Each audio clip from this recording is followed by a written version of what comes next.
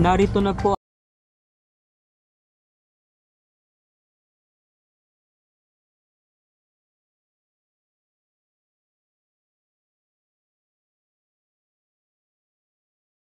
Napoy.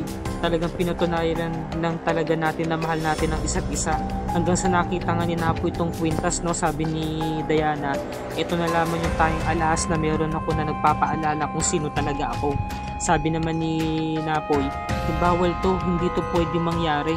Alam naman natin kung anong kahinatnan ng pinaplano mo, Diana. Oo, alam ko at nakahanda na ako doon. May asawa kang tao at meron akong Tasha. Bakit, Napoy? Talagang mahal naman natin ang isa't isa. Talagang sinasabi ni Diana, no? Talagang gustong-gusto niya na talagang kumalas kay Kristo. Talagang frustrated na talaga siya. Gustong-gusto niya na talagang makawala. Habang itong si Kristo, hinahanap itong si Diana. Nagmamasid sa paligid at sumisigaw siya ng paulit-ulit ng Diana. Hanggang sa narinig na nga ito ni na Diana sa kanina po. Kaya dali-dali agad sila tumakbo. Pumunta sila sa pinakadulo ng kwadra upang itago itong si Diana. Hanggang sa nakapasok na nga itong si Kristo at sumalubong agad si Napoy para nga hindi nga makita itong si Diana. Sabi naman ni Kristo, oh, anong ginagawa mo dito? Kala ko ba nakaalis ka na? Sabi naman ni Napoy,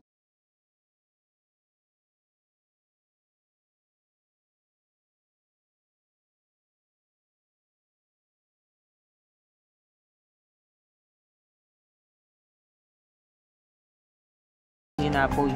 Tapos bigla na siyang umalis. Wala talaga siya pakialam kay Napoy. Samantalang itong si Napoy, sabi niya, Diana, umalis na si Kristo. Sige na, umalis ka na, puntahan mo na yung asawa mo. Hindi, Napoy, sasama kaming dalawa ni Archie sa'yo ngayong gabi. Ano bang pumasok dyan sa isipan mo? Kinakailangan namin sumama. Kasama kami sa inyo. Buo na ang desisyon ko. Talagang gustong-gusto niya na talagang umalis, di ba? Gustong-gusto niya na talagang makawala sa lungkot dahil nga gusto niya ipagpatuloy yung pagmamahalan nila ni Napoy. At ito namang si Napoy, talagang naguguluhan na talaga. Merong ipagtatapat si Diana, no? At narinig nga ito ni Tasha, biglang dumating ang ating kontrabida. Sabi niya, Napoy, Diana. So nagulat sila dahil nahuli sila ni Tasha at napatunayan na nga niya na meron palang relasyon tong dalawa. Sinugod niya agad, sabi niya, malandi kang babae ka. Nagalit agad si Tasha at gumikna na nga tong si Napoy. Sabi ni Tasha, nagbitawan mo ako, Napoy. Sabi niya. Talagang napapaluha na tong si Tasha. Talagang inawa niya, sabi niya, hindi ka pa ba nakontento sa asawa mo? Yung mga binanggit niyo, kaya pati boyfriend ko agawin mo sa akin. Ngayon sabi naman ni Napoy, meron lang kami pinag-uusapan ni Diana tungkol kay Archie, tungkol nga sa pag-alis namin. Sabi naman ni Diana, umentara na siya, sabi niya, tama si Napoy. Kasi nalaman ni Archie na aalis na si Lizzie, kaya nalungkot siya. Kaya nakiusap ako kay Napoy na sabi, kung aalis man sila ni Lizzie, dalawin naman nila si Archie paminsan-minsan. So ito na nga, talagang nalulungkot to si Tasha. Kinakausap niya si Napoy, sabi niya, kilala kita, Napoy. Alam ko awayin mo ko dahil sa nangyari. Sabi naman ni Napoy, para saan pa? Mag-iimpake tayo ngayong gabi at bukas sa alis na agad tayo. Wala na tayong dapat usapan tungkol doon. Kalimutan na lang natin yun. Sabi naman ni Tasha, kilala kita. Yung ugali mo talaga magagat ka sa akin. Samantalang to si Diana, nakiusap kay Archie na inilig nila kahit kanino, lalo na sa daddy niya, yung pag-alis nila. Secret daw at meron daw siyang pa-surprise. Meron silang pupuntahan. Ngayon, dumating to si Christoph, sabi niya, Diana, where are you going? Kasi napansin niya na nag-iimpake. Diba? Sabi niya, hinahanap kita kanina, pa saan ka ba nang galing? So napasalita tong si Archie, sabi niya, meron daw kaming pupuntahan, secret lang, at surprise.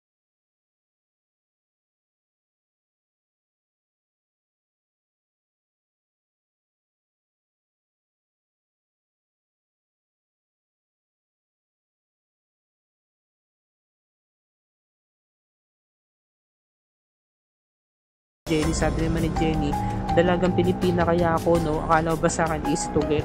Ngayon narinig na yung mag-ina. Sabi ni Cleope, kaawaan ka ng Diyos. Sabi naman ni Emil, hayaan mo, Nay. Matatapos na yung pinoproblema mo. So umentar tong Jenny, sabi ni Jenny, no? Mag-ina kayo? So wala na, na-reveal na, di ba? Nagalit itong si Emil. At ito na, balik tayo dito kay Diana. Sinabi niya na, pinagtapat niya na kay Christoph na iiwan niya na to, di ba? Iiwan niya na, makikipagkalas na siya. So pinigilan siya ni Christoph, sabi niya, sa tingin mo ba makakaya mo na wala ako? Pakiusap lang Diana, umupo ka muna, pag-usapan natin to, isettle natin to ngayon din. We need to fix this, sabi ni, kahit saan tayo pumunta susundin ko, no? Magpakasaya tayo, magbakasyon muna tayo, sabi ni Diana, no, ayoko na. Tapos kinuha yung bankbook niya. Samantalang si Emil, sinakal si Jenny. Napigilan lang siya ng nanay niya, kaya nabitawan niya si Jenny at umalis ito, tumatakbo sila. At hinahabol ito ni Emil. Nagkagulo na. Sabi naman ni Diana, nakuha daw niya yung 100 million sa bankbook niya tungkol sa mga bigay ni Gustavo at yung mga ibang ari-arian niya, binenta niya. Lahat daw yun iniipon niya. At kinuha niya yung bankbook niya, pati yung bag niya, pati yung kanyang maleta, at aalis na talaga siya. Kailangan niya ron ng space at wala na rin nagawa tong si Christoph. Yan. So iniwan na siya ng asawa niya ng tuluyan. Napaupo na lamang siya sa may kama. Samantalang tong si Beatrice, tinawagan si Sargento para nga kamustahin yung kalagayan ni Andrew. Sabi naman ni Sargento, umamin na nga si Mr. Castor na siyang sumaksak kay Gustavo, pero hindi niya pa rin inaamin na siya ang naglason. Sabi naman ni Beatrice, sinungaling siya. Hayaan mo, babalikan kita mamaya, kakausapin ko lang si Margaret. Umalis na si Beatrice, sakto naman dumating tong si Jenny at nagkikahos, tinatawag si Martha. Sabi ni Cleope, please lang Jenny, kung ano yung mga narinig mo, huwag mo nang sabihin, sabi ni Jenny, no. Ayoko naman talagang sabihin na mag-ina kayo ni Manang Cleope at anak mo si Emil. Sabi naman ni na Loida sa kani Martha, anak mo siya, Manang Cleope, totoo ba yun? So sumugod si Emil, sabi niya, narinig nyo na nga, diba? So humarang yung hardinero at biglang dumating si Beatrice, sabi niya, wait, bakit mo nililihim na anak mo tong si Emil? Sabi wala Beatrice, wala kang narinig, hindi totoo yun. Samantalang itong si Tasha, nakikiusap kay Loray na kausapin kung si Diana. At dumating si Diana, sabi niya, anong ginagawa mo rito Tasha? Pwede ba ipagpaliban na lang natin yan? Sabi naman ni Tasha, gusto ko lang humingi ng sorry sa nangyari, ma'am. At saka ito nga po pala yung sulat ni Lizzie, pinapaabot ko kay Archie. So okay na sana mga kapuso, kaso nakita ni Tasha na suot ni Diana yung kwintas, yung may peraso ng puzzle, di ba? Alam niya kasi meron din ganyan si Napoy na pinagkakaingat-ingatan niya kahit gaano pa ito kaluma at kinakalawang. So napagtanto na ni Tasha na tagpi niya na yung kanyang mga hinala kahit hindi sila umamin. Sabi niya, so totoo nga, may relasyon kayo ni Napoy, may past relationship kayo. Naiiyak na siya, hanggang sa tuloy nang lumuha itong si Tasha. Samantala, sabi ni Beatrice, walang aalis. Halika dito, tumawag ka ng pulis, kailangan natin kasuhan itong mag-inang to dahil sa pagluloko nila sa atin. Tapos nung sasaktan ni Beatrice si Cleope at pinigilan siya ni Emil, sabi ni Beatrice, wala kang karapatan na hawakan ako. Sabi naman ni Emil, may karapatan ako. Sabi ni Cleope, huwag mo sabihin anak, may karapatan ako dahil isa rin akong Royales. Grabe grabe yung revelation. Nagulat silang lahat at napahinto itong si Beatrice. Hindi nga naniniwala si Beatrice Samantalang si Diana, sinabi niya kay Tasha na si Napoy lang ang makakasagot niya mga katanungan mo, kaya umalis na siya. At ngayon, pinipigilan siya ni Loray. Sabi nga ni Loray, umalis ka na Tasha, kung ayaw mong tumawag pa ako ng security para pakalad ka rin ka. Wala na rin nagawa tong si Tasha na umiiyak siya. Sabi niya, please lang Ma'am Diana, huwag mong agawin sa akin si Napoy, ikamamatay ko, hindi ko kakayanin, mahal na mahal ko siya. Pinagpakiusap niya. Samantalang tong si Napoy, sinabi nga kay Otep na nag-text sa kanya si Diana na aalis na sila mag-ina ni Archie, itutuloy daw niya kahit saan daw sila magpunta. Sabi naman ni Otep, hindi kaya magkasabot sila ni Andrew, kasi isipin mo na lang, lagi kanyang pinapaalis tapos tumutulong din siya sa investigasyon laban sa'yo. Tapos kaya siya aalis ngayon para hindi siya madamay sa investigasyon. Sabi naman ni Beatrice, paano naman nangyari yon? Sabi ni Emil, dahil anak ako ni Eduardo Royales. Sabi naman ni Beatrice, ikaw, magugustuhan ka Cleope ni Tito Eduardo, paano nangyari yun? Sabi naman ni Napoy, please lang Otep, wag na natin pag-usapan yan. Huwag mo nang sisihin si Diana, daw wala siyang kasalanan. Pwede ba iwan mo na muna ako mag-isa? So iniwan na siya ni Otep. Samantalang to si Christoph, pinuntahan ni Tasha. Sabi nga ni Tasha, Sir Christoph, alam mo ba na mayroong relasyon si Napoy sa si Diana? What the hell are you talking about? Sabi ni Christoph, no? Sabi naman ni Tasha, alam mo, napatunayan ko na yan ngayon lang. Dati naghihinala ako pero todo tanggi sila. Kitang-kita ko noon sa pagmamasid ko, lagi silang magkasama. Yung titigan nila, nag-uusap sila ng palihim sila lang, yung walang nakakakita. Pero ngayon, napagtanto ko na meron talagang relasyon si Diana sa si Napoy. Galit na galit si Christoph at bigla na siyang umalis. Nag-iinit na. Ako, patay, malaking gulo to. Samantalang si Diana nahuli ni Napoy, hinihintay na lang pala siya para umalis na to. Sabi ni Diana, ngayon kung gusto mo umalis, sumama ka sa akin. Kung ayaw mo, wala akong magagawa.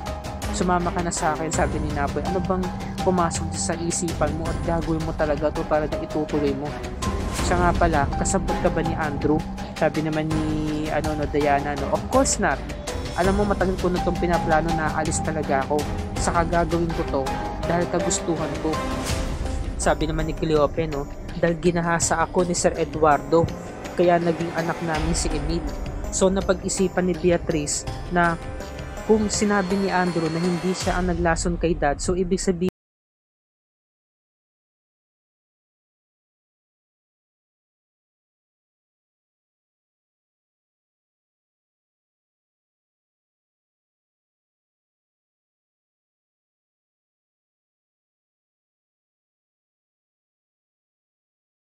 naman ni Napoy, kung gano'n sinasaktan pala ni Christoph si Archie. Nung bubuksan na ni Diana yung pintuan ng sasakyan dahil alis na nga siya, biglang dumating to si Natasha sa si Christoph. Sabi niya, wala nga alis. So ito yung mga dapat natin pakatutukan bukas mga kapuso. Talagang nagkakagulo na sa pagitan ni Beatrice sa ni Emil sa ni Cleope. Malaman natin kung anong kahinatnan ng eksenang to. Samantalang si Christoph, mapapatay niya itong si Napoy dahil inilabas niya yung kanyang baril at nagpaputok ito. Malalaman natin kung pinaputukan ba niya si Napoy, kung napuruhan ba to, at kung ano pang magaganap sa eksenang to. Yan ang mga dapat natin pakatutukan dahil gabi-gabi na lamang lagi mayroong revelation mga kapuso. Grabe talaga yung mga nangyayari. Hindi makapigil ng mga eksena dito sa Royal Blood. At bukas, episode 64 na tayo, araw ng Huwebes, September 14, 2023. Kaya wag na wag natin itong palalagpasin mga kapuso. At dito na po nagtatapos ng review Enrica para sa gabing ito. Kung bago ka pa lamang kapuso sa aking channel, please like this video at i-share mo na rin ito sa iyong social media platforms. I-hit mo na rin ang subscribe button with notification bell icon